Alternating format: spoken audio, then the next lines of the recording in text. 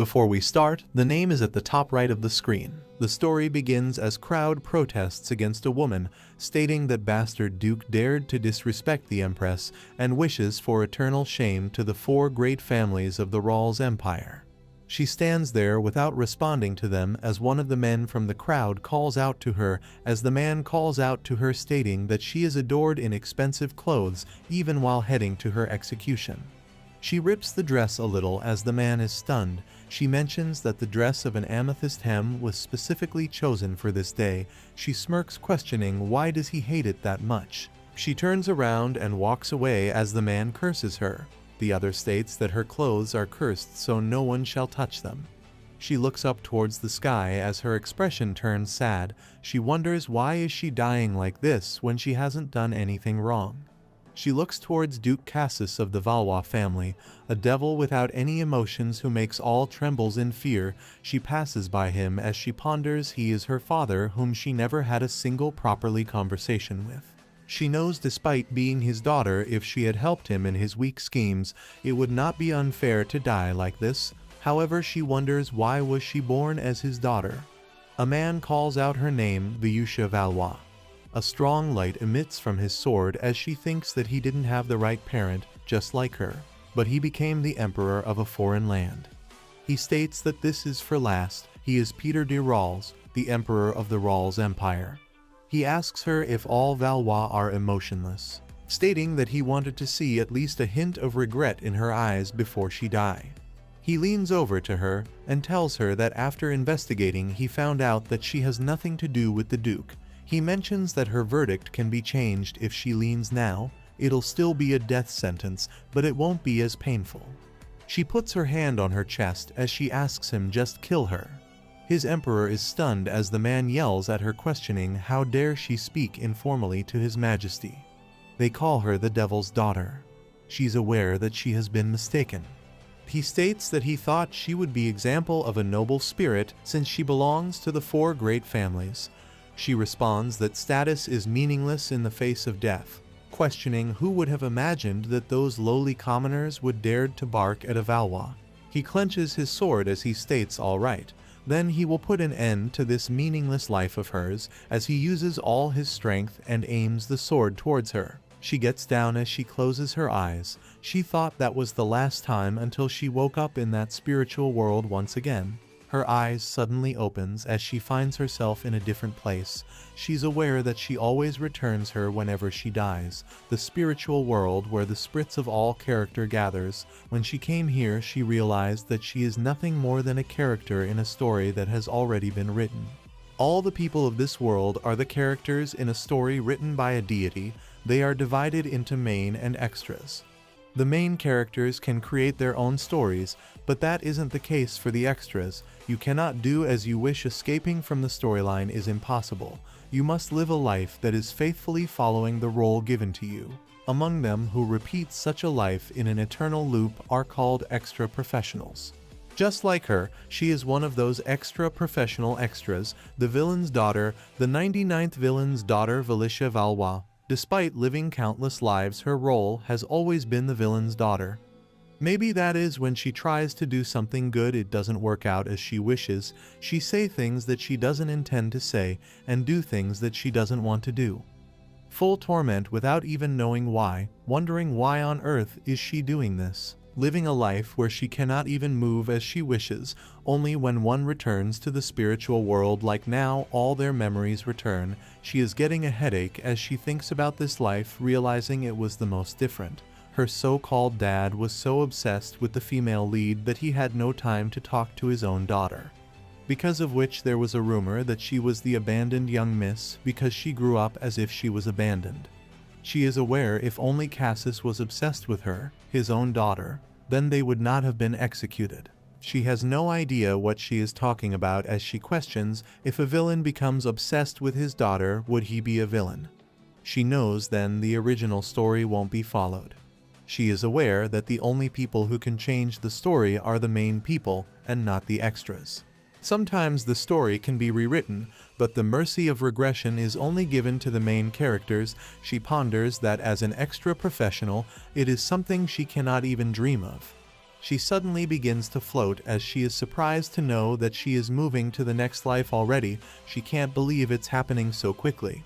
She wonders if it is different because it is the 100th time. She prays to God to not let her lead a lonely life again. She opens her eyes in a different body as she looks at her hands, wondering if she is not an infant. She finds it weird to even expect this on the first place. She notices its black hair like last time before she wonders, last time?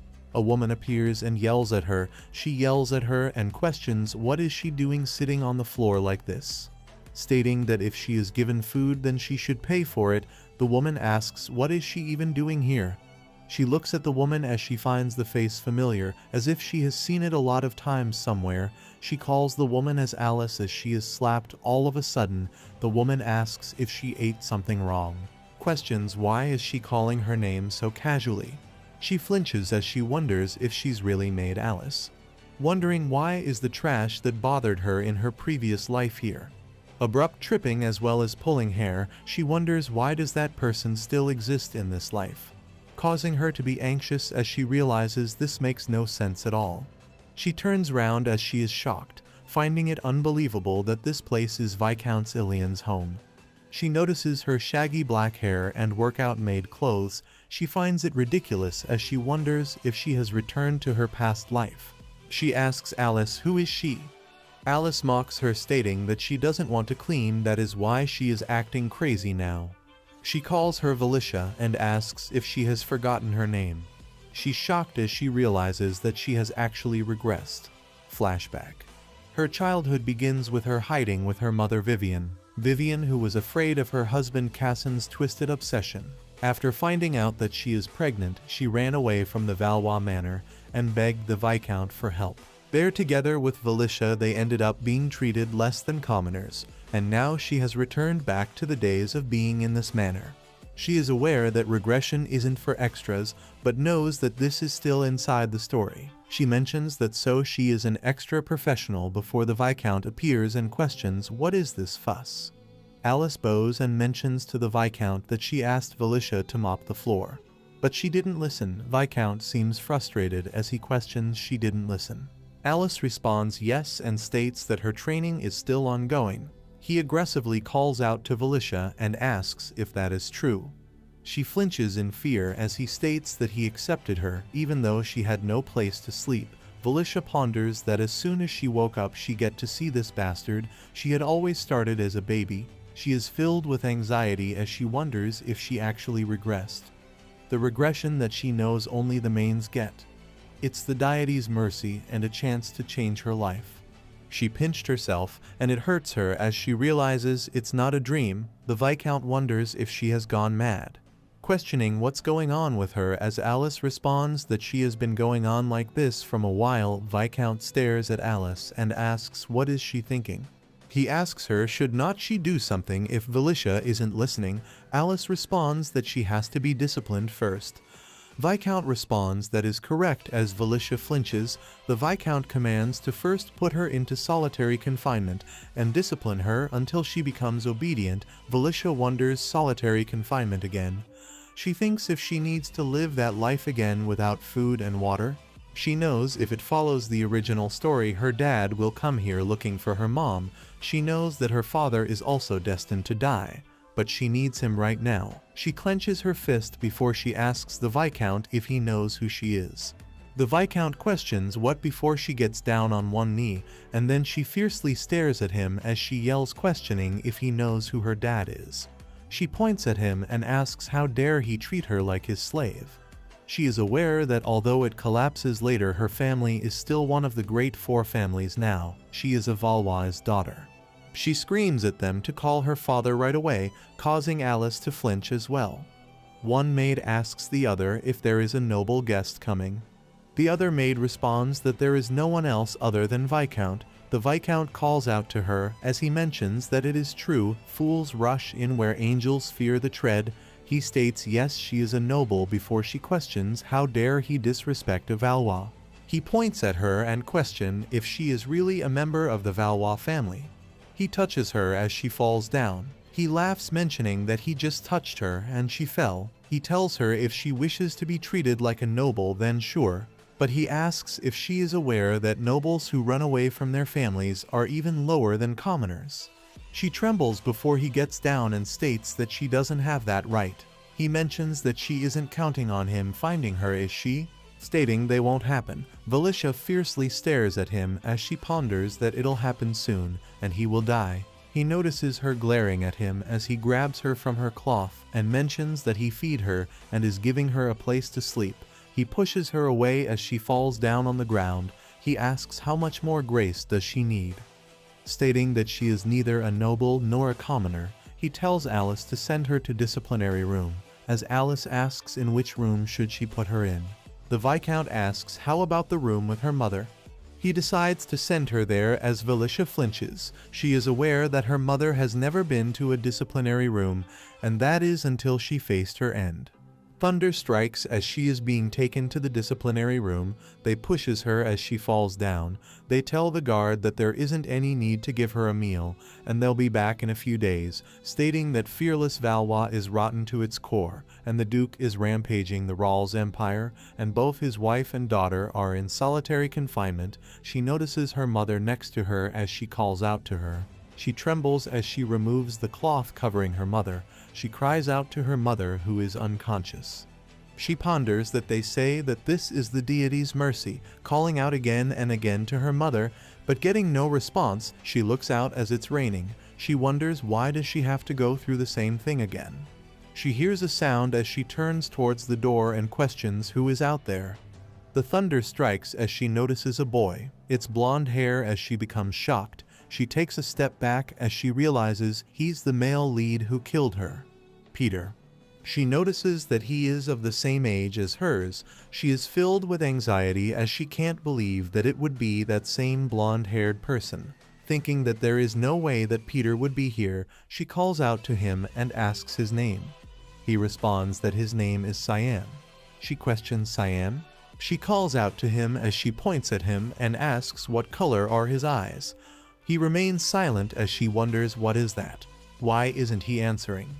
She extends her hands towards him as she decides to check up herself. She removes his hair as she notices his eyes are black. He fixes his bangs. She apologizes to him for touching him carelessly. She is aware that Peter has golden eyes. She sighs as she knows that it cannot be him then. She suddenly remembers something as she wonders if she just ended up apologizing. She questions if he is also trapped here. She then thinks if she is worried about him, wondering if this is because she has been regressed. She knows before she couldn't act nice even if she wanted to. She asks him if he confronted the Viscount as well. He avoids eye contact. He covers his head and gets down as she stares at him. She sits down as well as she mentions that she was imprisoned here. She covers her head as well as he makes a sound causing her to stare at him. She notices that he is trembling. She becomes worried as she questions what's the matter, asking if he is hurt. He trembles as he responds no. His face expression appears to be sad. She tells him it's not that bad. His stomach growls. She questions if he is hungry. His stomach growls again as she mentions that he is very hungry. She thinks that she should try doing something nice. She gives him something to eat as she tells him that he should consider himself lucky as she had saved this for herself. It is her first good deed after regression, and her first secret of all her thundered lives. He tells her no, he does not need it as he cannot pay her back. Seems frustrated as she ponders that she is trying to be a nice person for the first time. She tells him to take it please, mentioning that she has an allergy so she cannot eat it. He asks her to throw it away, then stating that it is pointless. She wonders if she should be just a bad person in this life too, as she's aware that being good is not that easy. She grabs onto his arms before she pulls him closer. She forcefully puts it in his mouth as she tells him that she shoved it in his mouth. And what can he do now? Can he just eat it now? He tells her that she should not ask him to repay her later. He eats as she ponders. It is nice seeing him eating well. She also thinks that he did not really say thank you. She knows. Still, it is a nice deed and it feels good. After a while, as she is with her mother, he questions if she can tell him her name. She tells him her name is Valisha. Her mother used to call her Villy. She has never been loved like that by anyone before. The one who called her by her nickname with such affection, it was her mom. Her mother is sleeping eternally. He remains quiet as she asks him to not feel sorry for her or anything like that. She mentions because she is going to ditch this shitty life and start over. Because now she might be able to live somewhat differently than before. She sleeps next to her mother. As she wakes up to find that Cyan is gone, she looks around as she wonders, could it be that he was able to escape? She wonders how could that be before she senses something. Something explodes as she falls to the ground. She trembles in pain. Someone calls out her name as she notices that this verse is familiar. It is her father Valois Duchy, family he's Cassius Valois. He goes to Vivian and asks her to wake up. He cries as he begs her. Her hand falls down as he holds her closer to him. He looks at Viella as he questions who killed Vivian. She stares into his eyes as he steps towards her, telling her that he asked who killed her. She knows it is her horrible dad of 99 lives, and this is how the main villain was born. The aura surrounding him begins to emanate an unmistakable malice, saturating the air with an evil presence. He glares at her, and his magic conjures a spectral rope, winding around her neck with a vice-like grip, slowly suffocating her as she struggles in vain against its ethereal embrace. She glares at him, trying to tell him that even if he takes out his anger on her, her mother won't come back. His Knight Commander Iman arrives. He looks at the child and tries to say something, but the Duke cuts him off, stating that she doesn't matter.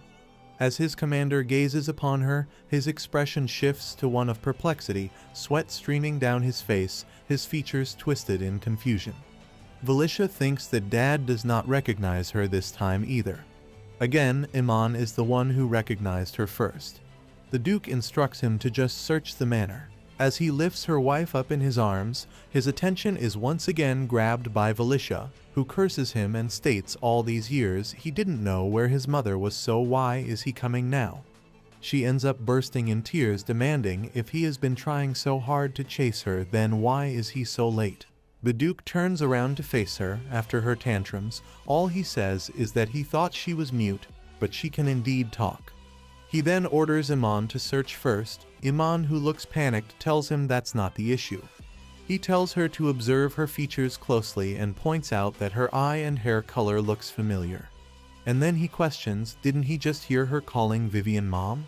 Cassin's eyes widen when he understands what his commander is hinting at. However, he doesn't bother turning, and with his back still facing her, he commands her to be taken and do a blood test. Iman kneels down in front of her and requests her to follow her. Hesitantly, she takes a few steps towards him. He then asks if she is feeling okay and would she like him to carry her. They make their way through a secret passage underground storehouse. He steps into a cell where the Viscount is being held captive by his knights. He reminds him Vivian was locked up in solitary confinement. The man starts begging desperately and states there seems to be a misunderstanding. His eyes harden brutally by his words. The man reveals when Lady Vivian came to visit, she expressed her wish to stay at their manor. He further explains that at that time, the way she looked was simply indescribable, and she didn't look like a noble at all. The man states how he would know she was His Excellency wife. Valisha thinks what a ridiculous lie, as she even had a brooch that is the symbol of Valois family, one with a black panther. He shamelessly reminds them that he fed her and gave her a place to sleep, even if she was an unidentified individual. The Duke coldly mutters the word unidentified. He sarcastically says, sure he didn't know about his search for Vivian. He grabs the man's hair to lift his face up as he states that even if he didn't recognize the brooch that she gave him while asking for a favor, he should have asked for his confirmation at least once in all those years. He reminds him he has been searching everywhere for his wife. Is he saying that he never heard of it? For the first time, Valisha speaks to confirm that he knew, but he hid it on purpose because he has animosity against the Valois family. She points an accuracy finger at him as she reveals he didn't care for her sick mother and treated her like a slave, and as the memory surfaces of her lying on the cold floors of the solitary confinement, she adds that he even locked her mother in solitary confinement. The man still tries to deny the accusations, saying the child is only 5 years old and has misunderstood what happened. Cassin looks at her daughter and notices she is wearing an old maid uniform. He tells his daughter that Valois return exactly what they are given, so if she is a Valois, she has to decide the punishment for the Viscount herself. This confuses her. At the same time, Iman rushes for her defense.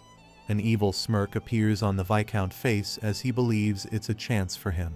He starts begging again, admitting that he has committed a grave sin that is worthy of death, but if has to take her punishment instead, he will gladly do it.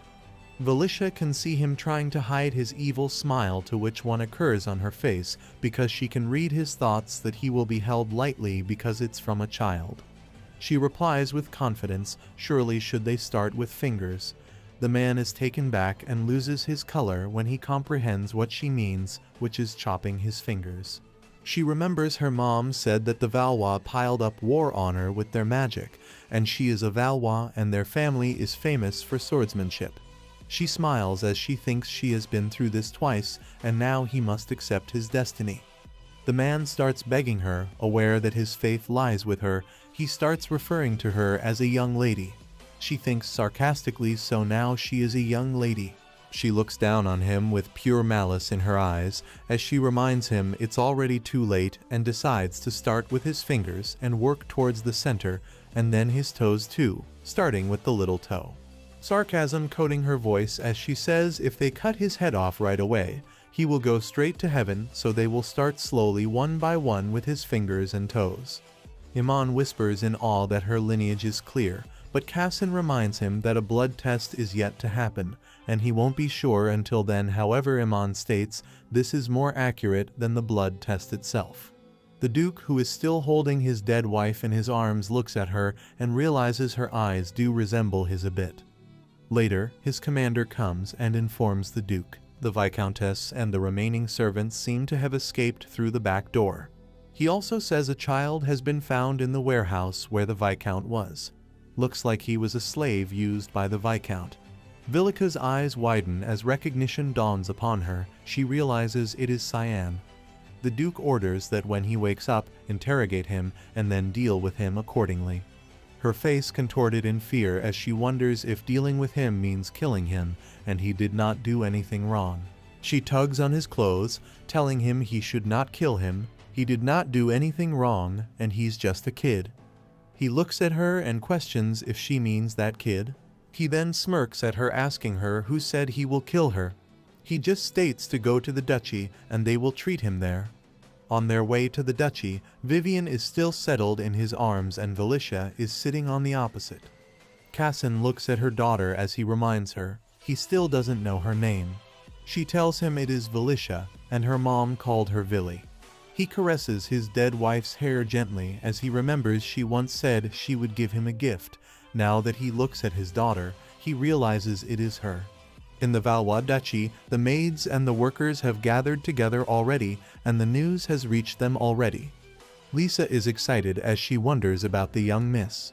The head maid tells Lisa from now on, she will be entirely in charge of looking after the young miss. She also warns her that she must have a lot of work ahead of her, so she should be careful. The announcement grabs their attention that His Excellency has arrived. He steps out of the carriage with his dead wife. Lisa thinks the Duchess has indeed passed away. She feels so bad because she cannot believe she was so excited to take care of the young miss in such a grim situation. Her gaze falls upon Valicia, and she feels like she is the one who's having the hardest time right now, so she is determined to do her best.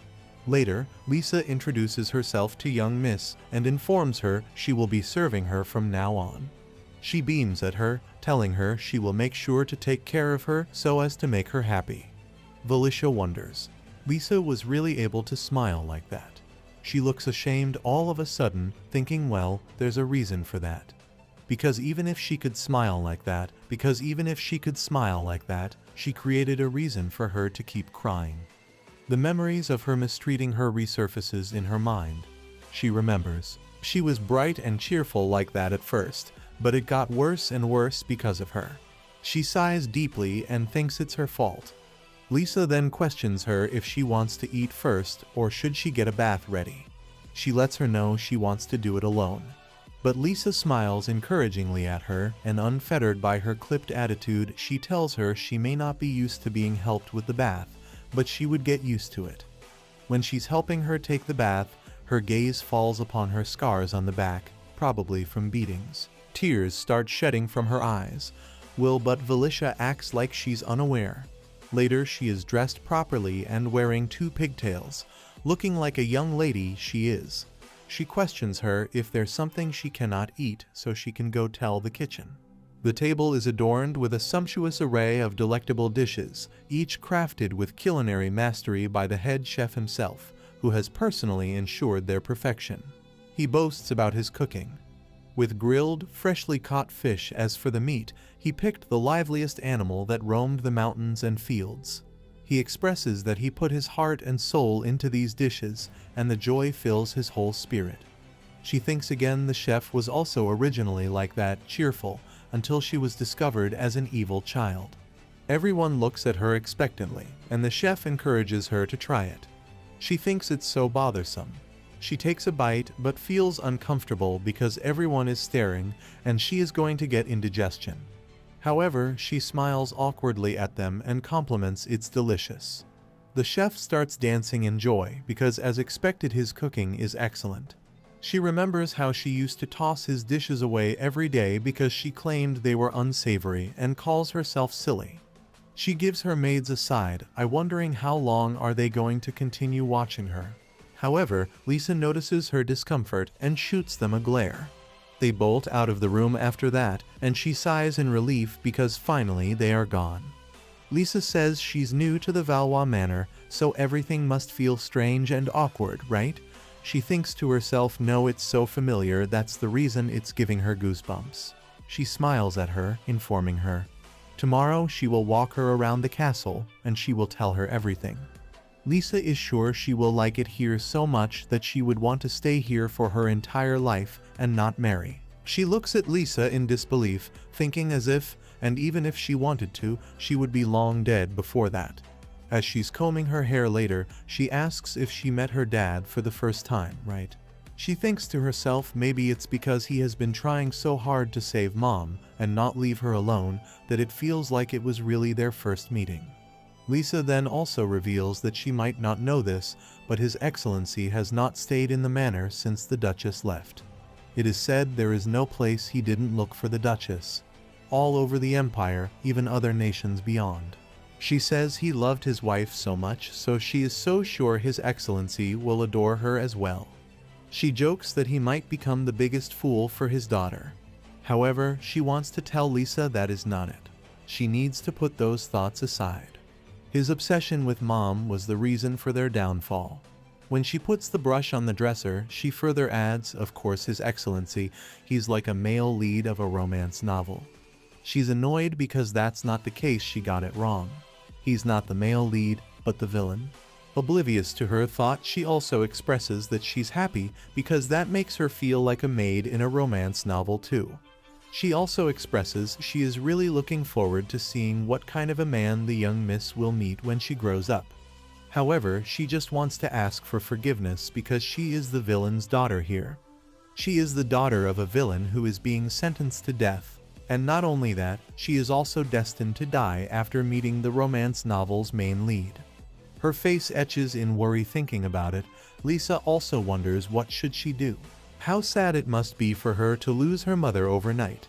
She realizes she needs to change the topic and wonders what should she do. What should she talk about? Suddenly an idea comes in her mind that the young miss just came to an unfamiliar place and will probably need some time adjusting. She will show her how wonderful this place is. She asks her.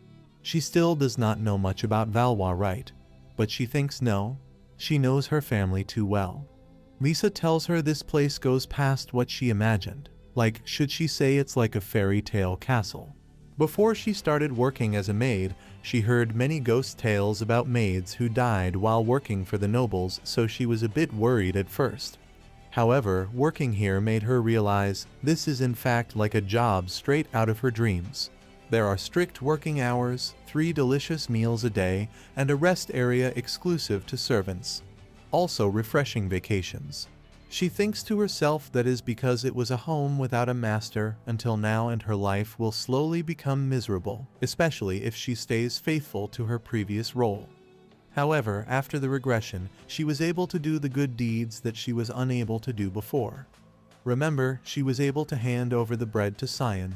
She wonders, maybe she won't live as the villain's daughter anymore. Living a good life does not seem that far off now. After Lisa is done telling her everything, she inquires if the family is truly amazing. She feigns excitement and says, wow, really, the family is like that. It's so different from what is heard outside. She states that what she heard was the family chops the bodies of disobedient servants. Lisa gasps and wonders who dared to say such horrible things to the young miss. She is quick to defend them, angry that no, she should not listen to those horrible tales, and nothing like that happens here. The Valois family is a great family, becoming one of the 4 great families of the empire for their swordsmanship alone. The Duke has been at the forefront of numerous wars and subjugations. He has contributed to the establishment of the current empire, and there's also magic that can only be used by the direct line of the family, each coming with their own unique ability. Because of this, Valwada's direct line is overwhelmingly stronger than the rest. After telling her all this, Lisa wants her to be proud of being the young lady of the Valois family. Valicia realizes Lisa is really very loyal and can't believe she tormented her so much in her past life. However, Lisa does not know that great family is going to collapse. She wants to question her if she knows how terrifying a man obsessed with his dead wife is. She remembers that abandoned everything and everyone related to his family, searching everywhere to find a way to revive her mom. Among the people he met, there were some who said they knew how to revive her, but their lies were soon discovered, and they met their end at his dad's hands. The man who had lied told him that it was impossible with his own power, but maybe divine power could help. The miraculous power to heal any injury. And the one widely known in the empire to wield such divine power is Saintess Empress Isilis. The man told her that he heard she was willing to reach out to those in need of her healing, regardless of their status, and he needed to go and ask her, and she would be able to bring his wife back from dead to life with the help of divine power. He said if that's his dying testament, then it's not so bad, and killed the man brutally. The more people he killed, the more numb he became, a monster with no emotions. Someone who was judged to be no longer of use was instantly thrown away by him at some point. The obsession to revive his wife was the only emotion he could feel. He went crazy. He then went to the imperial palace and requested the empress to revive his wife. However, the empress told her she might be a saintess, but how did he expect her to bring the dead back to life? She straightaway told him this was impossible, even with her divine powers. She said what happened to the Duchess was truly unfortunate and advised him to overcome it. However, he cut her off midway and questioned how she could be so sure when she didn't even try yet. To the Empress' horror, he ended up killing a person in front of her. He warned her that until she revived his wife, Vivian, she would receive a head every week. One night, as the Empress was trembling in her room beside the bed, he came to her, stating that she seemed to enjoy having the throats of good people slit open. She tried to tell him that she couldn't do what he asked of her. Treating a wound and reviving a person were completely 2 different things. She told him to give up now. This made him more furious, thinking she was telling him to give up on Vivian. He said if she couldn't be saved, then both her and her divine power were useless, and ended up murdering the queen as well. As a result of becoming the murderer of the Empress, all the assets of the Valois family were confiscated by the imperial family, and all direct relatives to him were also sentenced to death. Lisa bids young Miss goodnight as she leaves. She lays awake in her bed thinking, now that she has come back, she can live differently than before. Changing the original novel is the privilege of the regression, right? She wonders, can she change her villainous dad? The person who was so obsessed with reviving her mom that he even killed the Empress. On the other hand, Vivian lays dead on the Duke's bed. The Duke holds her hand and thinks although he can hold her back from disappearing with his magic, he will never be able to hear her voice again, and he won't be able to see the smile she used to show when smiling at him. He leans in closer, cupping her face and apologizing for being so late. His eyes become teary, thinking he could not protect her. He keeps apologizing to her. The Duke of the House Blue Bell looks at his daughter playing with the mads. He questions the butler. Isn't it time for her magic class now? Why is she playing out here? Butler replies, the magic teacher caught a cold, so they will be taking a few days off, and it would be a big issue if the young miss was infected.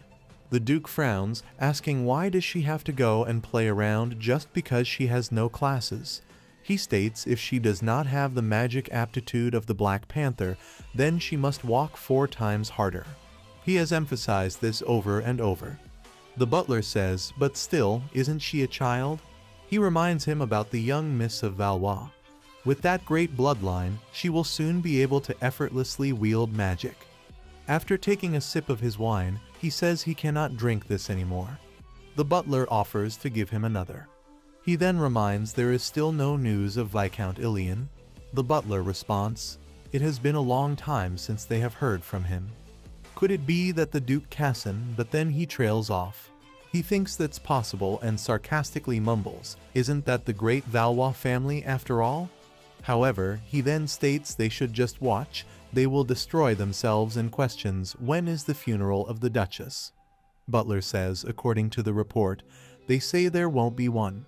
It is sad that her body is preserved from decaying through magic. He smiles evilly, thinking if he's planning on living with a corpse. He has been looking into him since he abandoned his family just to find his runaway wife. He comments, such a faithful husband. He then asks the butler if he knows how to manipulate people to do as he wishes. The butler inquires, is it preying on weakness? He states that all one can do is threaten. The real way is to mess with his desire. What he wants the most will also become his weakness. He is aware that Duke's Cassin weakness is the most beloved Duchess. On the other hand, Cassin is still in his room next to his dead wife sitting on the floor. Ammon opens the curtains telling him it's time to wake up. He then informs him the Duke of Bell is here. The Duke mumbles he's still the same as always, appearing out of the blue with no prior warning. His commander's gaze falls on the Duchess, and he hesitantly asks how long he is planning to keep the Duchess in the bedroom. Sudden anger hits him like a lava as he questions, is it wrong to keep his wife by his side? Iman tries to reason with him that she cannot be kept in the bedroom forever. In a place where the sun doesn't shine, Kyujin thinks Vivian loved being in the sun. Also, she liked flowers. It would be good if she had a place in the garden instead. He comes down and greets the Duke of Bell. When he looks at Cassin, he is surprised because people said he was intoxicated with alcohol, so why is his face so bright? He questions the Duke if he has been having trouble so far. But he ignores him and just says that's so like him coming here with no warnings. The man apologizes and says he heard the Duchess passed away. Cassin's demeanor stiffens. He repeats that he said he found his wife dead. Then has he not heard that there will be no funeral then? The Duke of Bell says even if he's forcibly holding on to someone dead, can he revive her? Why would he have such vain hopes? The Duke says does he think he's a fool? The Duke of Bell quickly denies and says no. He respects him. He adds in some ways he is someone he looks up to, someone he cannot emulate. My wife often pesters him about it to follow up the Duke's example. The man says if they were alike his wife would have been in the same situation as the Duchess. This makes Cassin clatter his teeth in anger. He says angrily that he must have been waiting for this day to pour years' worth of ridicule all at once. However, the Duke also threatens that he might want his wife to see her husband's corpse. His magic gets out of control once again, his aura becoming malice. He tries to shield himself with his own power, pleading with him to calm down. He did not come here today to die at his hands.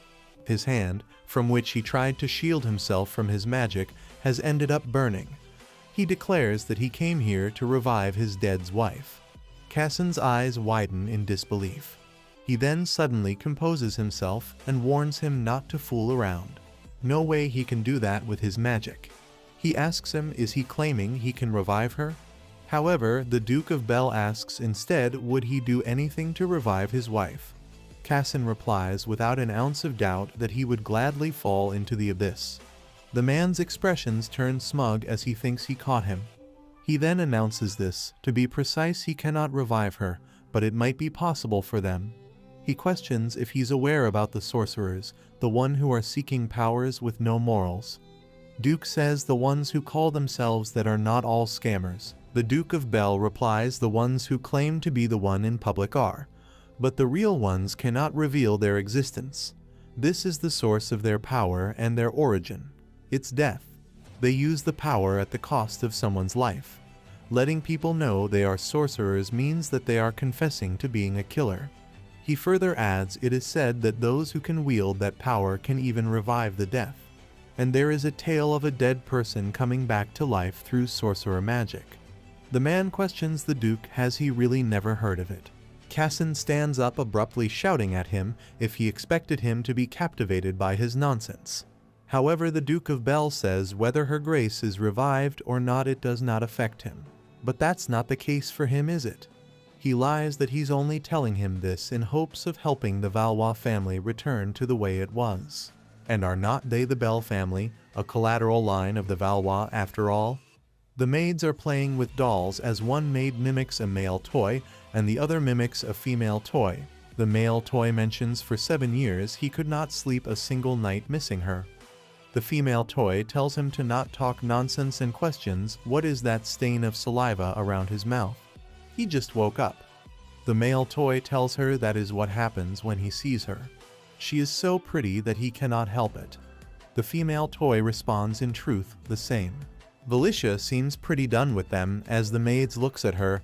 They asked her if she is not having fun as she responds no, it is very fun. She tells them that Lily and Daisy, they act so genuinely that she cannot look away.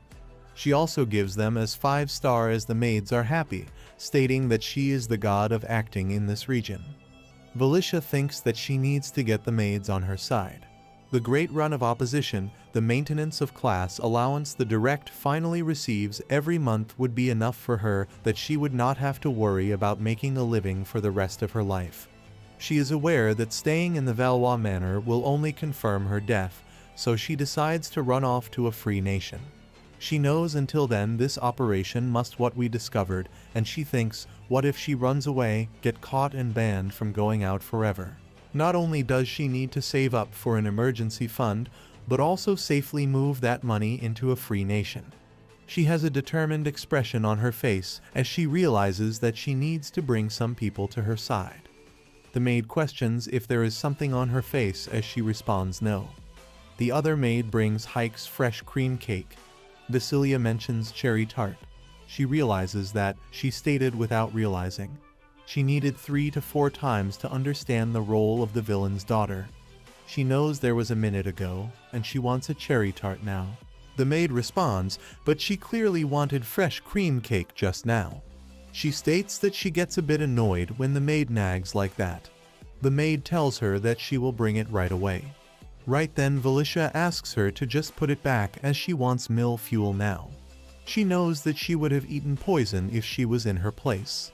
The maid questions if there is something on her face as she states that Vasilia looked at her all of a sudden.